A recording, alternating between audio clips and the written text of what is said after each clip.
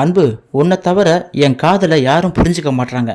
நேற்று வரைக்கும் நல்லவங்களாக இருந்த இந்த ஹாஸ்டல் மேடம் கூட இப்போது எனக்கு எதிராக செயல்படுறாங்க. ஆனந்தி எனக்கு கிடைக்கலனா நீ என்ன பண்ணுவேன்னு சொல்லி கேட்குறாங்க. என் உயிரே போயிடு போல இருக்கு அன்பு.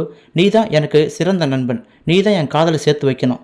என்னுடைய காதலை போயிட்டு நான் ஒவ்வொருத்தரையும் சொல்லி புரிய வைக்கிறதுக்கு என்னால் முடியல அன்பு. தயவு செஞ்சு ஆனந்திக்கிட்ட நீ எடுத்து சொல்லுன்னு சொல்லி ஆனந்தியை பக்கத்தில் வச்சுக்கிட்டு மகேஷ் அன்புக்கிட்ட கட்டளை போட்டு போகிறத பார்த்து அன்பு ஆடி போகிறாரு. ஆனந்தியும் மகேஷை ஒரு மாதிரி பார்க்குறாங்க. என்ன இந்த மனுஷன் யார் சொன்னாலும் கேட்க மாட்டுறாங்க.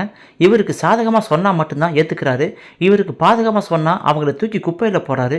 இப்படிப்பட்ட ஒரு கேரக்டரில் மகேஷ் இருக்காருன்னு சொல்லி ஆனந்தியும் மகேஷ் மேலே இப்போது கடும் கோபத்தில் இருக்காங்க. இப்போது என்ன ஆச்சுன்னா, திருடனுக்கு தேள் கொட்டினா வாயை மூடிக்கிட்டு கம்முன்னு பொத்திக்கிட்டு இருக்கணும் அப்படிங்கிற மாதிரி இப்போது ஆனந்தி திருடன் போல் வாயை பொத்திக்கிட்டு இருக்காங்க.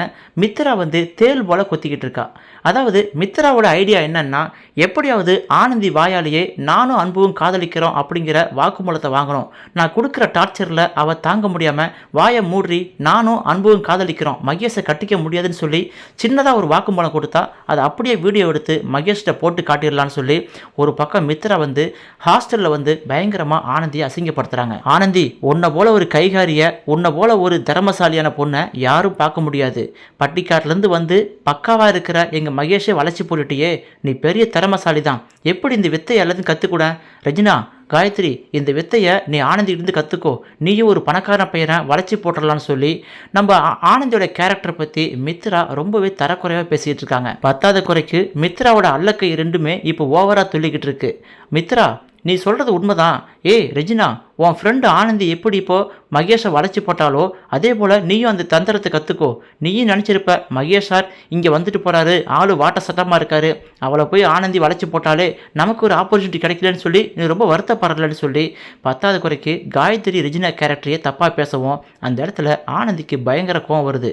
நிறுத்துங்கடி, இதுக்கு மேலே ஒரு வார்த்தை பேசுனீங்கன்னா உங்களை அவ்வளோதான் கொன்னுடுவேன்னு சொல்லி ஆனந்தி கோவப்படுறான். ஆனந்தியோட கோபத்தை உசுப்பேத்தியே ஆனந்தி வாயாலேயே கிட்டத்தட்ட அழகன் இங்கே தான் இருக்கான், அழகன் யார் தெரியுமா அப்படிங்கிற மாதிரி ஆனந்தி சொல்ல வரவோ சொல்லு அதுக்காக தான் வெயிட் பண்ணுறேன், அந்த வீடியோ எடுக்க போகிறேன்னு சொல்லி நம்ம மித்ரா ரெடியாக நிற்கும் பொழுது உஷாரான காயத்ரி, ஆனந்தி கொஞ்சம் வாய மூடு, உன்னை உசுப்பேற்றி உன்னை கோவப்படுத்தி உன் வாயிலிருந்து வாக்குமூலத்தை வாங்க பார்க்குறாங்க.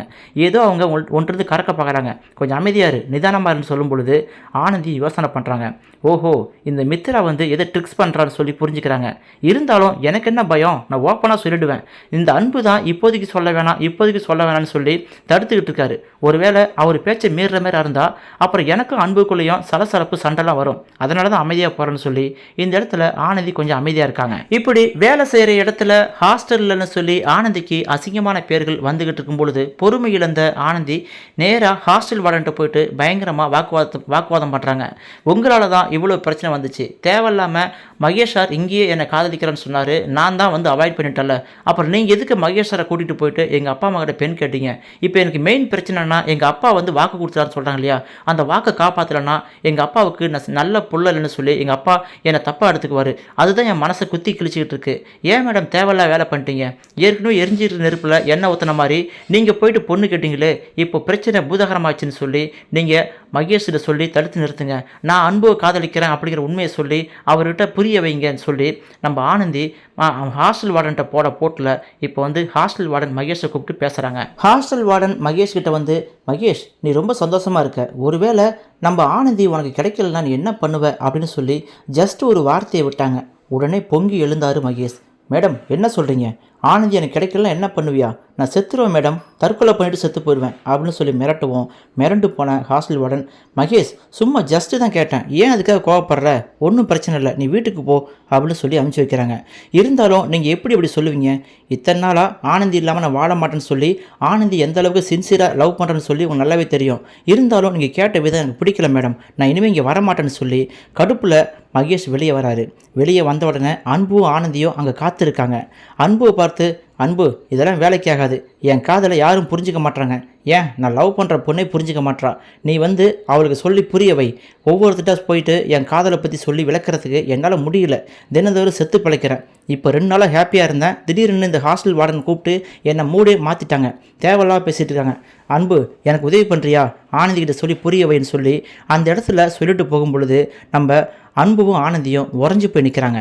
நீ காதலிக்கிற பொண்ணுக்கிட்ட என்னுடைய காதலை சொல்லி எனக்கு சேர்த்து வை அப்படின்னு சொல்லி ஒருத்தர் சொன்னால் உங்களுக்கு எப்படி இருக்குமோ அதே மனநிலைமை தான் நம்ம அன்பு நின்றுட்டுருக்காரு.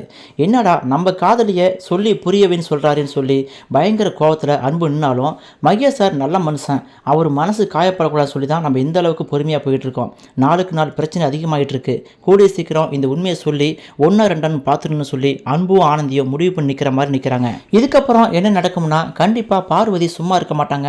ஆனந்தி வாயாலேயே நானும் அன்புவும் காதலிக்கிறோம் அப்படின்னு சொல்லணும். அதுக்கு நான் கொடுக்குற டார்ச்சர் லெவல் இன்னும் ஏற்றணும்னு சொல்லி மகேஷ் கிட்ட, என் மருமக எப்படி இருக்கா மகேஷ், என் மருமக நீ அதிகமாக வேலை வாங்காத, அவளை மகாராணி போல பார்த்துக்கணும், கூடிய சீக்கிரமாக அவளுக்கு சொல்லி புரியவை, அவங்க அப்பா அம்மாட்ட பேசுன்னு சொல்லி நாளுக்கு நாள் மகேஷோட அம்மா பார்வதி ஆனந்தியை மருமகளை ஏற்றுக்க ஆர்வம் இருக்கிற மாதிரியே காமிச்சிக்குவாங்க.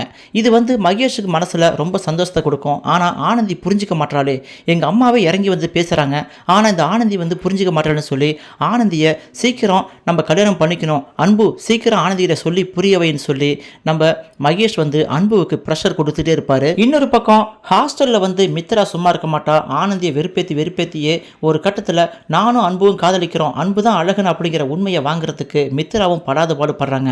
ஒரு கட்டத்தில் உண்மை வெளிப்படுங்கிற மாதிரி கூடிய சீக்கிரமே ஆனந்தி வாயாலேயோ இல்லை அன்பு வாயாலேயோ இல்லை ஹாஸ்டல் வார்டன் வாயாலேயோ மகேஷ் இந்த உண்மையை சீக்கிரம் தெரிஞ்சுக்க போகிறாரு. அதுக்கப்புறம் மகேஷ் பயங்கரமாக வில்லனாக மாறுவார்னு தான் நினைக்கிறோம். ஏன்னா அவருடைய நல்ல குணத்தை பார்த்தா நல்லா இருக்குது, திடீர்னு வில்லனாக எமோஷனல் ஆனார்னா பார்க்கவே பயங்கரமாக இருக்குது. மகேஷ் பயங்கரமாக வில்லனாக மாறினார்னா அதுக்கப்புறம் அன்புவும் ஆனந்தியும் தாங்குவாங்களான்னு சொல்லி பயங்கர டவுட்டாக தான் இருக்குது. ஏன்னா மகேஷ் ஒரு பணக்கார வில்லனாக மாறிட்டா அதுக்கப்புறம் ஆனந்தி அந்த கம்பெனியில் வேலை பார்க்குறது கஷ்டம். அதுவும் இல்லாமல் அன்பு ஆனந்தி காதலுக்கு குடைச்சல் கொடுப்பாரு.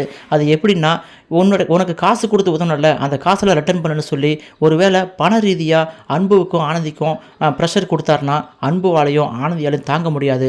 10 லட்சம் இல்லை 17 லட்ச ரூபாய் எப்படி தரப்போகிறாங்கன்னு சொல்லி எல்லாருமே கதிகலங்கி நிற்க போகிறாங்க. ஒருவேளை ஆனந்திக்கு பணம் கொடுத்துருக்கேன், அந்த பணத்தை திருப்பி கொடுன்னு சொல்லி பண ரீதியாக கஷ்டத்தை கொடுத்தாருனா அதுக்கப்புறம் சுயம்புலிங்கத்துக்கும் மகேஷுக்கும் வித்தியாசம் இல்லாமல் போயிடும். டைரக்டர் அவர்கள் மகேஷோட கேரக்டரை எந்த அளவுக்கு டேமேஜ் பண்ண போகிறாரு, இல்லை எந்த அளவுக்கு மகேஷ் பேரை காப்பாற்ற போகிறாருன்னு சொல்லி இனி வர எபிசோடில் தொடர்ந்து பார்க்கலாம். இப்போதைக்கு சிங்கப்பெண்ணி ஆனந்தி வாழ்க்கை சிக்கலில் போய்கிட்டு இருக்கு. இந்த சிக்கலை தீர்க்கணும்னா மகேஷ் என்ன பண்ணணும், அன்பு என்ன பண்ணணும்னு சொல்லி உங்களுடைய கருத்துக்களை மறக்காமல் கமெண்ட் செக்ஷனில் சொல்லுங்கள். இந்த வீடியோ பிடிச்சிருந்தால் லைக் பண்ணுங்கள், உங்கள் நண்பர்களுக்கு ஷேர் பண்ணுங்கள். சிங்கப்பெண்ணி ஆனந்தி வாழ்க்கையிலையும் மகேஷ் வாழ்க்கையிலையும் என்னென்ன சுவாரஸ்யமான சம்பவம் நடக்கலாம்னு சொல்லி நீங்கள் தெரிஞ்சுக்கணும்னா நம்ம சேனலை மறக்காமல் சப்ஸ்கிரைப் பண்ணிக்கங்க. கூடவே வர பெல் சிம்பலை கிளிக் பண்ணுங்கள். மீண்டும் அடுத்தடுத்த வீடியோவில் தொடர்ந்து சந்திக்கலாம். தேங்க்யூ ஃபார் வாட்சிங்.